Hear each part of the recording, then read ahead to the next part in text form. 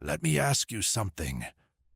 When was the last time you felt truly in control? Not of other people, not of the economy, not of the algorithm, but of yourself, your reactions, your peace of mind. I'm guessing it's been a while. You wake up, check your phone, and within 30 seconds you're angry about something someone posted. You get to work, and a colleague's comment ruins your entire morning. Your partner says something thoughtless, and you're still thinking about it 3 days later. A stranger cuts you off in traffic, and you're fantasizing about revenge for the next 20 minutes. Welcome to modern life, where we have more comfort and convenience than any generation in human history. Yet we're more anxious, more reactive, and more mentally exhausted than ever. But here's what I want you to understand. This isn't new. Nearly 2,000 years ago, a Roman emperor sat in his military tent, dealing with plagues, wars, betrayals, and the weight of an empire on his shoulders, and he figured something out. Something so powerful that it's still changing lives today. That emperor was Marcus Aurelius, and what he discovered is what we call Stoicism. This video isn't about becoming emotionless or pretending you don't care. It's about something far more powerful. Learning to focus your energy only on what you can actually control, and finding peace despite everything you can't. Stay with me, because by the end of this video, you're going to see your problems differently. And more importantly, you're going to know exactly what to do about them. Let's start by clearing up the biggest misconception about Stoicism. When most people hear the word Stoic, they picture someone with a blank expression, suppressing all emotion, going through life like a robot. Stone-faced, unfeeling, cold. That's not Stoicism. That's repression, and it's actually the opposite of what ancient Stoics taught. Real Stoicism is about understanding your emotions, not eliminating them. It's about responding to life with wisdom instead of reacting with impulse. It's about being so grounded in your values that external chaos can't shake your internal peace. Marcus Aurelius, who literally ruled the Roman Empire at its peak, wrote this in his personal journal, which we now call Meditations. He said, "You have power over your mind, not outside events. Realize this, and you will find strength." Think about that for a second. The most powerful man in the ancient world, someone who commanded legions, made life and death decisions daily, controlled territories across 3 continents, spent his private moments reminding himself that real power isn't about controlling others, it's about controlling yourself. Now let's jump to today. You're sitting in a coffee shop, and you overhear someone loudly expressing political views you strongly disagree with. Your blood pressure rises, your jaw clenches. You're not even part of the conversation, but it's ruined the next hour of your day. You can't focus on your work. You're mentally rehearsing arguments. You might even post something passive-aggressive on social media later. What just happened? You gave your peace of mind to a stranger. You handed control of your emotional state to someone who doesn't even know you exist. This is what the Stoics understood that we've forgotten. Most of our suffering doesn't come from events themselves. It comes from our judgments about those events. Epictetus, who started his life as a slave before becoming one of history's most influential philosophers, put it this way: It's not what happens to you, but how you react to it that matters. He knew this from brutal personal experience. Imagine being literally owned by another human being, having zero legal rights, being subject to physical punishment at any moment. Yet Epictetus didn't let his external circumstances determine his internal state. He developed a philosophy that gave him freedom even in chains. Now, I'm not comparing your problems to slavery. I'm making a point. If someone in the most powerless position imaginable could find inner freedom through philosophy, what's your excuse? What's mine? The core insight of Stoicism is simple but revolutionary. There are things you control and things you don't. Your job is to know the difference and act accordingly. You don't control what other people think about you. You don't control the economy. You don't control the traffic. You don't control the weather. You don't control whether your boss is in a good mood. You don't control how many likes your post gets. But you absolutely control how you interpret events, how you respond to challenges, what you choose to value, how you spend your attention, what kind of person you're becoming. And here's the liberating part. When you stop trying to control what you can't control, you suddenly have immense energy for what you can control. Let me give you a modern example. You apply for a promotion at work. You prepare thoroughly. You give a great presentation. You know you're qualified. And they give it to someone else. Maybe someone less qualified. Maybe someone who's better at office politics. The non-Stoic response? Spiral into bitterness. Complain to everyone who'll listen. Let it poison your attitude. Start quiet quitting, or rage quit dramatically. Make it your entire personality for the next 6 months. The Stoic response: acknowledge the disappointment. That's a natural emotion. But then ask, what can I control here? I can control whether I learn from this experience. I can control whether I seek feedback to improve. I can control whether I start looking for opportunities elsewhere. I can control whether this makes me better or bitter. See the difference? One response gives away your power. The other reclaims it. Seneca, a statesman and advisor to the Emperor Nero, wrote this: "We suffer more often in imagination than in reality." Think about how much time you spend suffering over things that haven't happened yet. The presentation next week that you're already anxious about. The difficult conversation you need to have next month. The job interview. The medical test results.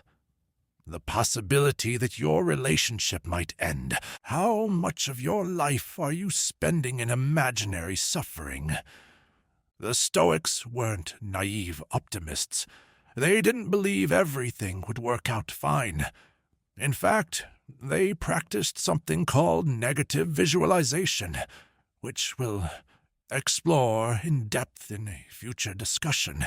But they understood that worrying about future disasters doesn't prevent them. It just makes you suffer twice. Once in imagination, and once if it actually happens. So let's be clear about what Stoicism offers.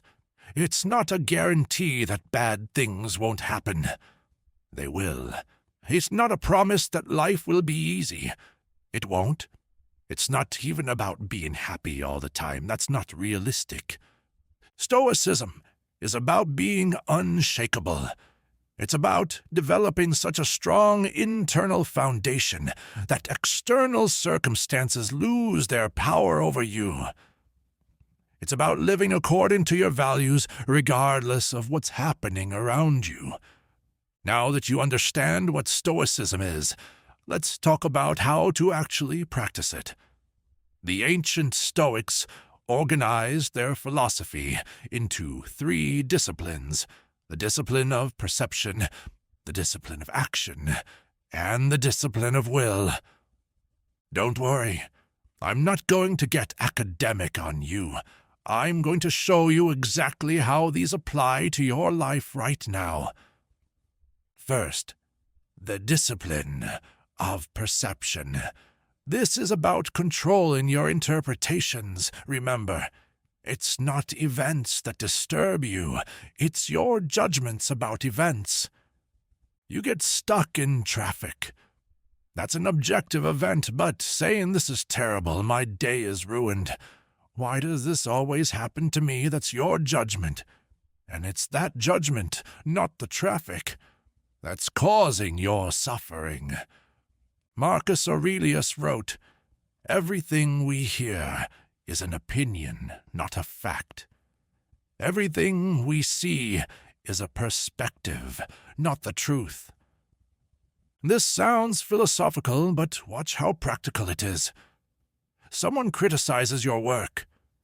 Your immediate perception might be, "They hate me.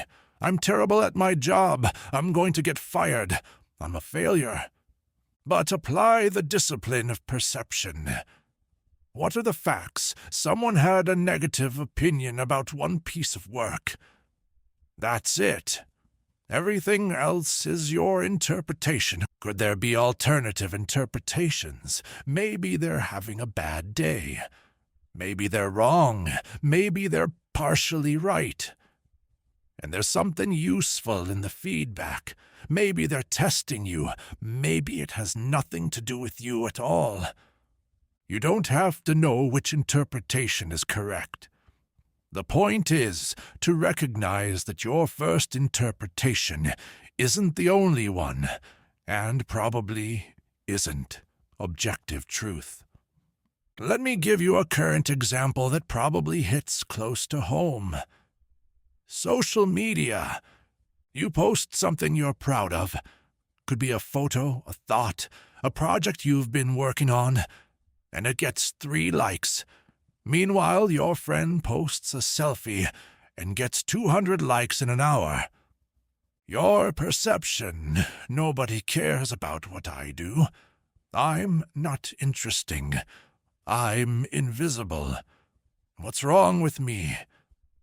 But apply Stoic perception. What are the actual facts? A certain number of people saw your post and clicked a heart icon. That's it. Everything else, all the meaning about your worth, your relationships, your future, you're adding that. Marcus Aurelius actually dealt with a version of this. He wrote, "Do not waste your time on what other people think, unless it is of some mutual benefit required of you, or for some social obligation." In his world, it was about popularity in the Roman Senate or approval from other governors. In your world, it's likes, comments, follows. Different technology, same human tendency to seek external validation. The discipline of perception asks, why are you giving strangers the power to determine your self-worth? Why are you interpreting a meaningless metric as a reflection of your value? Here's another contemporary example. Cancel culture and public shaming. Someone digs up something you said years ago, or deliberately misinterprets something you said yesterday, and suddenly you're the target of thousands of angry strangers. The non-Stoic perception is, my life is over. Everyone hates me. I'll never recover from this. The Stoic perception is, people I don't know, who don't know me, have formed opinions based on incomplete information. This is unpleasant, but it doesn't change who I am, or what I control. I control my response. I control whether I apologize if I'm wrong, clarify if I'm misunderstood, or ignore if it's baseless. I control whether this makes me more careful and thoughtful, or bitter and defensive. See how powerful this is? You're not pretending it doesn't hurt. You're not becoming emotionless. You're choosing how to interpret the situation in a way that serves you rather than destroys you. Now let's talk about the discipline of action. This is about taking right action based on your values, regardless of the outcome. Epictetus said, "First say to yourself what you would be, and then do what you have to do." In other words, decide who you want to be. Then act like that person, even when it's hard, even when no one's watching, even when you won't be rewarded. This is where Stoicism gets practical in a way that directly contradicts modern advice. We're constantly told to focus on outcomes, set big goals, manifest your dreams, visualize success. The Stoics say, focus on your actions, not the outcomes. Do the right thing. Then accept whatever happens. Why? Because you control your actions. You don't control the outcomes. You can control whether you treat people with respect. You can control whether they respect you back. You can control whether you do quality work. You can't control whether you get promoted. You can control whether you're honest. You can't control whether people believe you. Let's apply this to modern work culture. You're in a meeting and your manager takes credit for your idea. Everyone in the room nods along. You feel the injustice burning in your chest. What do you control? You control whether you speak up professionally. You control whether you document your work better going forward. You control whether you start looking for a better work environment. You control whether this makes you bitter or strategic. What don't you control? Whether your manager admits what they did. Whether other people noticed.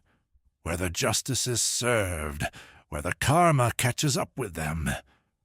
The discipline of action says, do what's right according to your values, then let go of the outcome. Marcus Aurelius, who had to deal with generals, senators, and administrators who were constantly lying and scheming, wrote this: concentrate every minute like a Roman, like a man, on doing what's in front of you with precise and genuine seriousness, tenderly, willingly, with justice, and on freeing yourself from all other distractions. Notice what's not in there. Make sure everyone recognizes your contribution. Ensure you get credit. Confirm people appreciate you. Just do the work. Do it well. Do it with integrity. Then move on to the next thing. This is incredibly freeing in the age of personal branding and constant self-promotion. You're not posting every achievement. You're not angling for recognition. You're not crafting your image. You're just doing good work because that's who you've decided to be. Here's another modern application. Relationships and dating. So much advice tells you to play games. Wait 3 days to text back. Don't seem too interested. Create mystery. Make them work for it. The Stoic approach. Decide what kind of partner you want to be, then be that person. If you value honesty, be honest about your interest. If you value kindness, be kind. If you value consistency, be consistent. Will this guarantee the relationship works out? Number. Nothing can guarantee that. The other person has free will. Chemistry is complicated. Timing matters. A million factors you don't control. but you control being someone you respect. And if it doesn't work out, you haven't compromised yourself. You haven't played games. You haven't become someone you're not. Seneca wrote, "The willing are led by fate, the unwilling are dragged." When you align your actions with your values and accept that you can't control outcomes, you stop feeling dragged by life. You're no longer a victim of circumstances. You're an active participant, doing what you believe is right regardless of how it turns out. Now for the third discipline, the discipline of will. This is the hardest discipline, but it's also the most powerful. It's about accepting reality exactly as it is, not as you wish it were. Marcus Aurelius wrote, "A cucumber is bitter. Throw it away. There are briars in the road. Turn aside from them. This is enough. Do not add, and why were such things made in the world?" Modern translation. Life contains difficulties. Some people are cruel. Some situations are unfair. Some outcomes are disappointing. Accept this. Deal with it. Don't waste energy asking why reality isn't different. This sounds harsh until you realize how much energy we waste fighting reality. Your flight is delayed 3 hours. You can't control that. But you can control whether you spend those 3 hours in resentful misery or productive acceptance. But it shouldn't be delayed. I have plans. This is unacceptable. Okay. And yet, it is delayed. Your outrage doesn't change that. It just makes you suffer more. The discipline of will is especially crucial right now because we live in a time of massive, uncontrollable changes. Technology is evolving faster than we can adapt. The job market is unpredictable. Political tensions are high. The climate is changing. The economy is volatile. You can't control any of that. What you can control is whether you accept reality as it is and work within it, or exhaust yourself fighting against what already exists. Let me give you a personal example that many of you might relate to. The pandemic years. Suddenly your plans were cancelled. Your freedom was restricted. Your work situation changed. Maybe you lost someone. Maybe you lost income. Maybe you just lost time. The Stoic response isn't "don't be upset." The Stoic response is be upset, process it, then ask, given that this is reality now, what can I do? How can I adapt? What opportunities exist within these constraints? Some people spent those years in constant resistance, waiting for things to get back to normal, feeling robbed and bitter. Other people accepted the new reality and adapted. They learned new skills. They strengthened relationships. They reevaluated priorities. Same external circumstances, completely different internal experiences. That's the discipline of will in action. Epictetus said something profound. Don't demand that things happen as you wish, but wish that they happen as they do happen, and you will go on well. This isn't about being passive or giving up. It's about accepting what is, so you can effectively work with reality instead of against it. Your relationship ended. Accept it. Now what can you control? Your healing process, whether you learn from it, how you treat your ex, whether you become bitter or better. You didn't get into your first choice college. Accept it. Now what? Make the most of where you are. Transfer later if you want. Realize that success isn't determined by which school you attend. You have a chronic health condition. Accept it. Now what?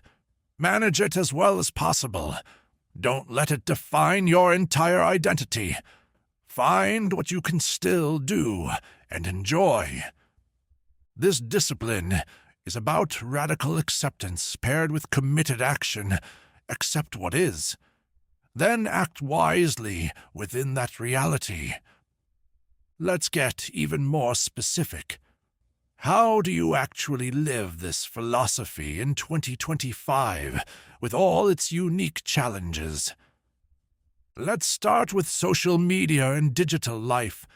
The Stoics never had to deal with Instagram, TikTok, or Twitter, but their principles are perfectly suited to these challenges. Remember the dichotomy of control. You control what you post. You don't control how people respond. You control how much time you spend scrolling. You don't control what the algorithm shows you. Marcus Aurelius wrote, "Do not indulge in dreams of having what you have not, but reckon up the chief of the blessings you do possess, and then thankfully remember how you would crave for them if they were not yours." Apply this to social media.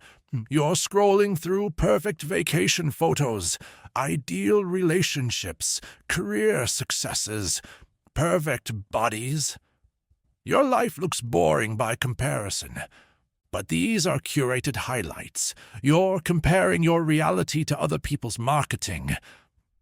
And even if their lives are genuinely better in some ways, so what? Someone will always have more. That's not a personal attack on you. It's just math. The Stoic practice? Gratitude for what you have, not envy for what you don't. And maybe the wisdom to spend less time in environments designed to make you feel inadequate, so you'll keep scrolling and clicking. Here's a practical Stoic exercise for social media. Before you post something, ask yourself, why am I sharing this? Am I seeking validation? Am I trying to prove something? Or am I genuinely sharing something valuable? If it's the first two, don't post. Not because seeking validation is evil, but because you're giving your peace of mind to the crowd. After you post, practice this. Post and release. Don't check constantly to see how it's performing. You did your action. The outcome is not in your control. Checking compulsively doesn't change anything. It just makes you a slave to metrics. Now let's talk about workplace challenges. Your modern workplace has dynamics the ancient Stoics would recognize immediately. Office politics. Incompetent managers, credit thieves, gossipers. The person who does minimal work but excels at self-promotion. Seneca wrote, "We are more often frightened than hurt, and we suffer more in imagination than in reality." How much of your work stress is about things that haven't happened yet? The performance review next month? The possibility of layoffs? What your manager thinks of you? Whether you'll get the promotion? The Stoic approach: focus on what you control. Do excellent work. Treat people well. Develop your skills. Build genuine relationships. Document your contributions. Then accept that the outcomes aren't entirely up to you. Sometimes less qualified people get promoted because they're better at visibility. Sometimes budget cuts happen. Sometimes managers are unfair. This isn't pessimism, it's realism. And it's liberating because it means your peace of mind doesn't depend on things you can't control. Here's a specific scenario. Your company announces layoffs. You don't know if you're affected. You won't know for 2 weeks. The non-Stoic response: 2 weeks of anxiety. Can't sleep, can't focus, constantly checking email, catastrophizing, making yourself miserable now over something that might not even happen. The Stoic response: This is outside my control. If I'm laid off, I'll deal with it then. Right now, I'll do my work, update my resume, reach out to my network, save some extra money if possible, and not waste these 2 weeks suffering over something I can't change. Same situation. Completely different experience. Now relationships and family. This is where Stoicism gets really interesting, because there's a misconception that Stoics don't care about relationships. That's completely wrong. Epictetus talked about appropriate feelings toward family. Marcus Aurelius clearly loved his children. His writings show genuine affection. But they understood something crucial. Loving someone doesn't mean you control them. You can be a great parent, and your kid might still make bad choices. You can be a wonderful partner, and your relationship might still end. You can be a loyal friend, and you might still be betrayed. Does that mean you shouldn't love, shouldn't care, shouldn't try? Of course not. It means you do your part, being the best parent, partner, or friend you can be. Then accept that other people have their own will. You influence them. You don't control them. This is incredibly relevant in the age of helicopter parenting and codependency. So many parents are exhausting themselves trying to control every aspect of their children's lives, making their own happiness dependent on their kids' success.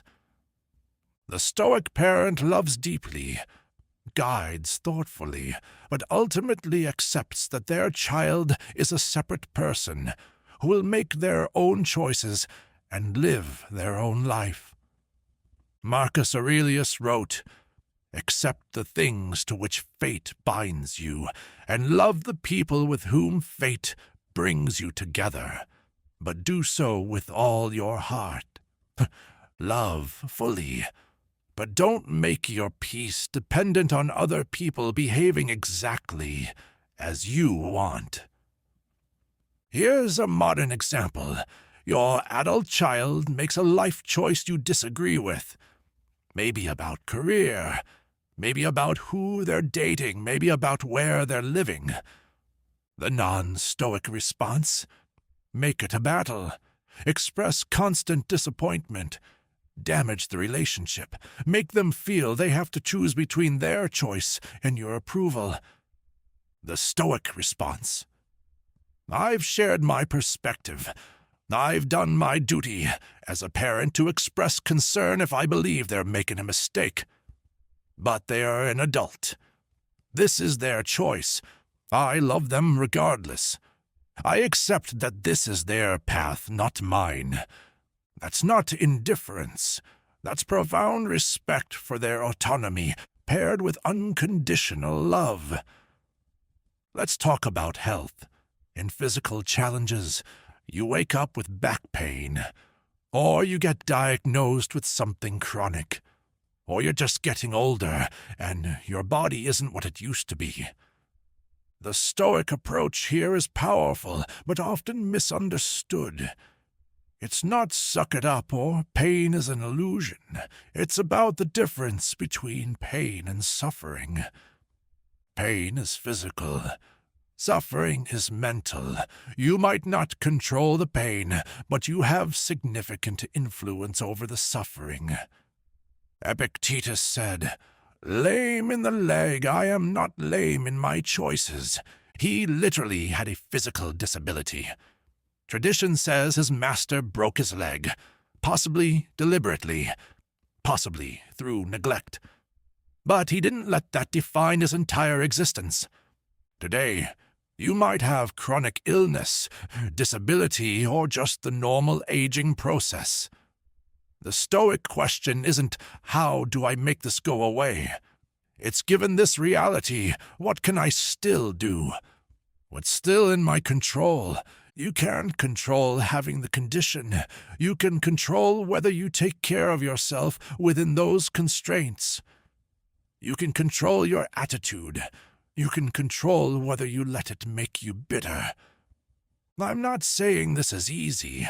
I'm saying it's possible, and it's been done by people throughout history dealing with far worse medical situations than most of us face. Marcus Aurelius was chronically ill for much of his reign. He dealt with plagues, military campaigns, and terrible conditions, constant physical discomfort. Yet his writings aren't bitter complaints. They're focused on controlling what he could. His mind, his actions, his character. Now let's address political and social turmoil. This is a big one right now. The world feels divided. Every issue is polarized. Social media amplifies outrage. The news cycle is constant crisis. The Stoic approach isn't to disengage entirely or pretend nothing matters. It's to recognize what you actually control. You don't control national politics. You don't control what other people believe. You don't control the direction of society. You do control whether you vote. You do control whether you engage in local community. You do control how you treat people who disagree with you. You do control whether you consume news mindfully or let it poison your peace. Seneca wrote, "The mind that is anxious about future events is miserable. How much of your mental energy is consumed by things happening at the national or global level that you have zero personal influence over? Politicians you'll never meet. Policies you can't directly affect. Cultural trends you didn't start. The Stoic question is this where I should spend my limited attention and energy?" Maybe your answer is yes. Maybe political engagement is genuinely important to you and aligns with your values. Fine. But do it consciously, not compulsively. And don't let your entire well-being depend on election results or policy outcomes you can't control. Here's a practical Stoic approach to politics. Do what's in your circle of control. Vote.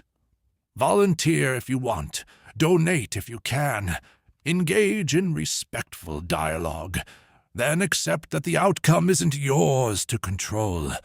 Don't make your mental health dependent on things happening in Washington or any capital. Don't let cable news or political Twitter rob you of presence with your family. Don't sacrifice your relationships on the altar of political purity. Marcus Aurelius governed an empire during incredibly turbulent times. Multiple wars, plague, economic crisis, political intrigue. Yet he wrote, "Confine yourself to the present." He didn't ignore problems. He dealt with them. But he didn't waste his life catastrophizing about everything that could go wrong or raging about everything that already had. Let's talk about financial stress and economic anxiety. Money worries are ancient. The Stoics dealt with economic uncertainty, job loss, and financial reversals just like we do. Seneca was once enormously wealthy, then exiled and stripped of everything, then wealthy again. He wrote extensively about money from experience. Here's his key insight. It is not the man who has too little, but the man who craves more that is poor. In our consumer culture, we're constantly told we need more. Bigger house, newer car, latest phone, luxury vacation, designer clothes, premium subscriptions to everything. The Stoic question is, what do you actually need versus what have you been conditioned to want? You control your spending choices. Mostly, you control whether you compare yourself to others financially. You control whether you measure success by net worth or by living according to your values. You don't control the job market. You don't control inflation. You don't control whether your company stays in business. You don't control investment returns. Let's apply this practically. You just lost your job. Bills are coming. Savings are limited. Oh, this is genuinely scary. Oh, the non-Stoic response? Panic, catastrophize, spiral into shame and fear, become paralyzed. The Stoic response? This is difficult, but what can I control? I can update my resume today. I can reach out to my network. I can cut unnecessary expenses. I can pick up temporary work if needed. I can use this time to reassess what I actually want career-wise. I can maintain my dignity and self-respect regardless of my bank balance. See the difference? You're not pretending it's not hard. You're channeling your energy toward action instead of wasting it on anxiety. Epictetus said, "Wealth consists not in having great possessions, but in having few wants." This isn't about poverty being virtuous. It's about freedom. The less you need, the less control external circumstances have over you. Now let's get tactical. Here are specific practices you can implement immediately. Start with a morning practice to set your intention. Marcus Aurelius started his days with a practice we can adopt. He'd remind himself, "Today I will meet difficult people. They will be ungrateful, arrogant, dishonest, envious. But I've seen these qualities before. I'm not surprised.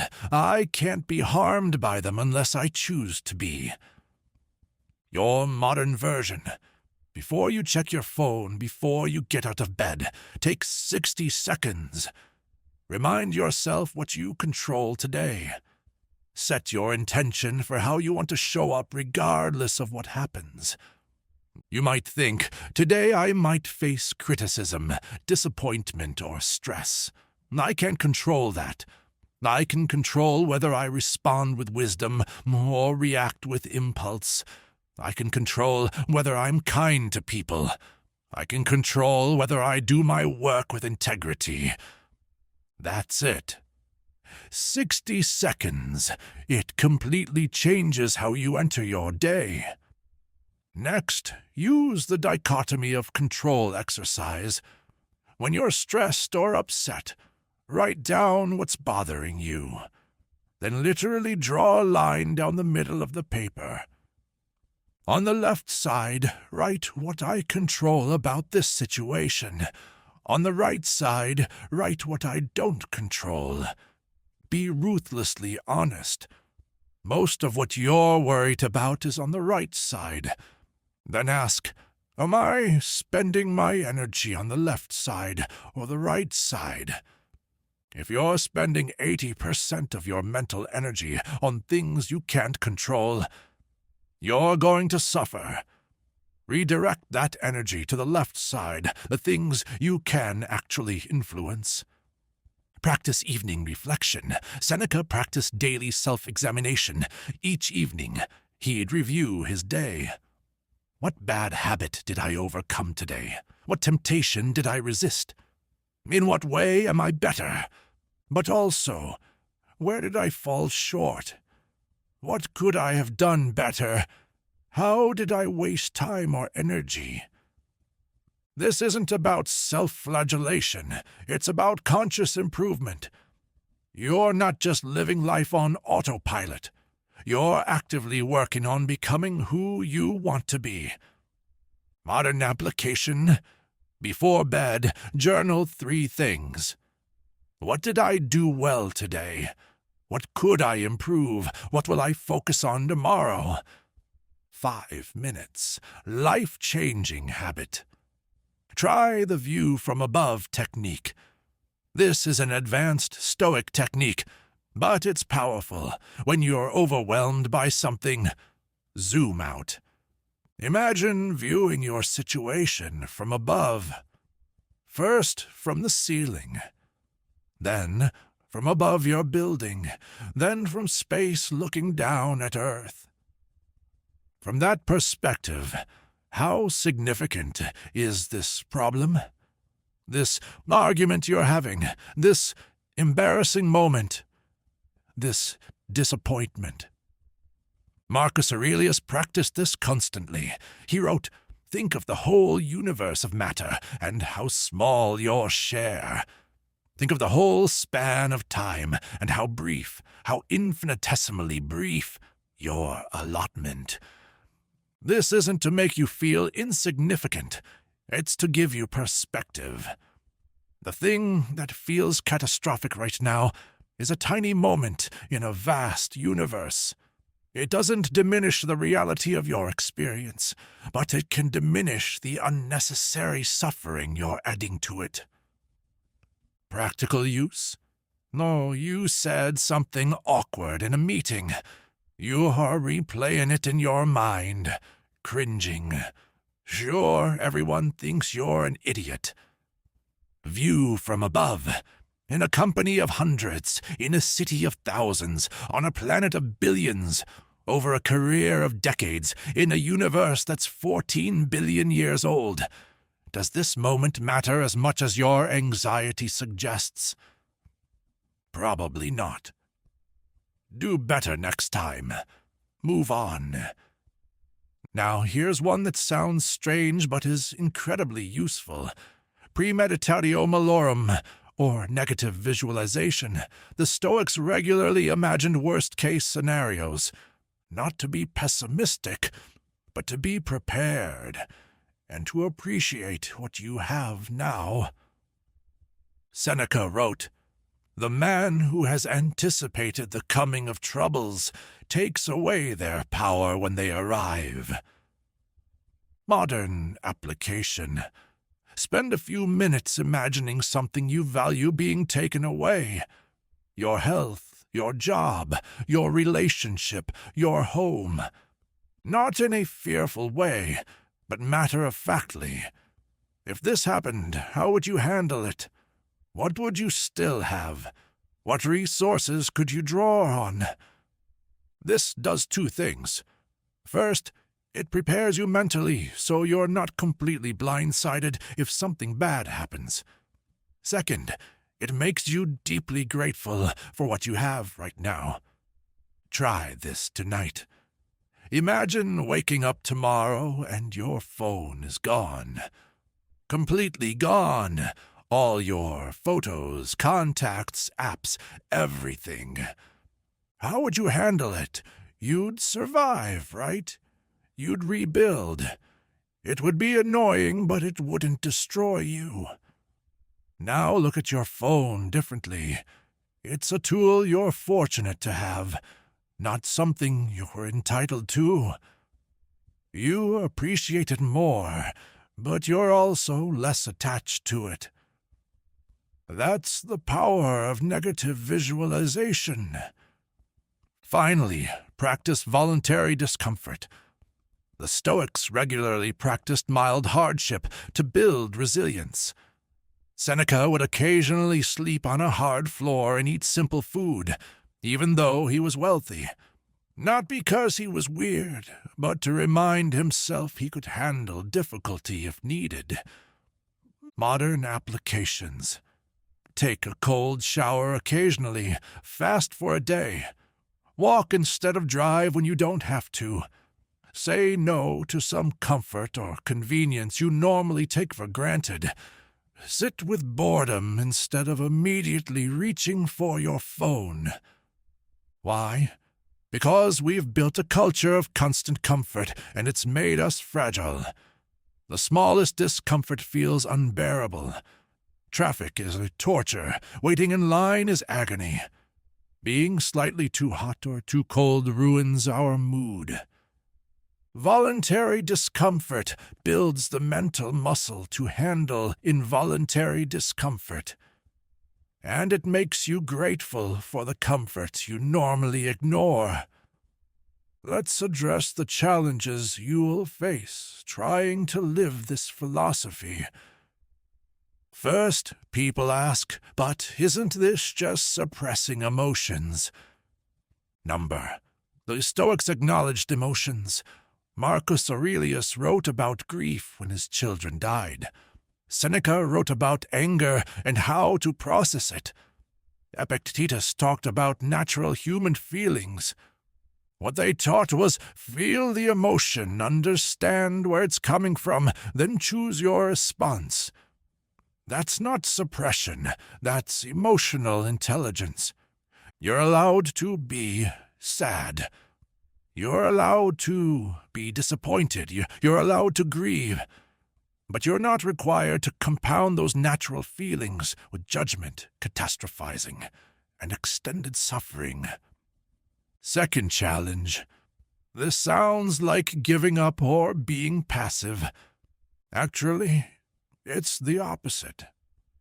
When you stop wasting energy on what you can't control, you have more energy for what you can. The person raging about traffic isn't taking more action than the person who accepts it and uses the time to listen to something valuable. They're just suffering more. The Stoics were the opposite of passive. Marcus Aurelius led armies. Seneca was a statesman. Epictetus taught thousands. They engaged with life fully. They just didn't let external results determine their internal state. Third challenge. What if I try this and bad things still happen? They will. Stoicism doesn't promise nothing bad will happen. It promises that you can maintain your character and peace regardless of what happens. The goal isn't a life with no problems. The goal is becoming someone who can handle any problem. Fourth challenge. This seems really hard. It is. That's why most people don't do it. Most people would rather blame circumstances, complain about their situation, and stay stuck in victimhood because that's easier than taking responsibility for their mental state. But hard doesn't mean impossible, and it doesn't mean you have to be perfect at it. You're not trying to become an emotionless sage. You're trying to be a little more in control today than you were yesterday. Marcus Aurelius, after years of practice, still had to remind himself of basic Stoic principles. This isn't about achieving perfection. It's about continuous practice. Let me bring this back to where we started. You're living in a chaotic world you didn't design. Technology is overwhelming. Politics are polarized. The economy is uncertain.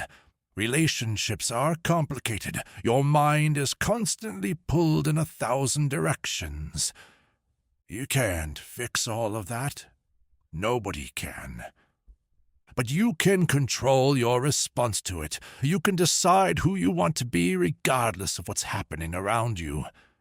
You can focus your energy on what actually matters and let go of what doesn't. That's what Stoicism offers. Not a life without problems, but a way to face problems with wisdom, courage, and tranquility.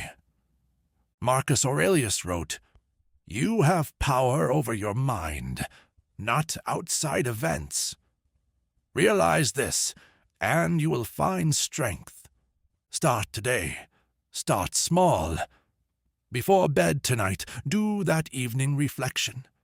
Tomorrow morning, set your intention before reaching for your phone.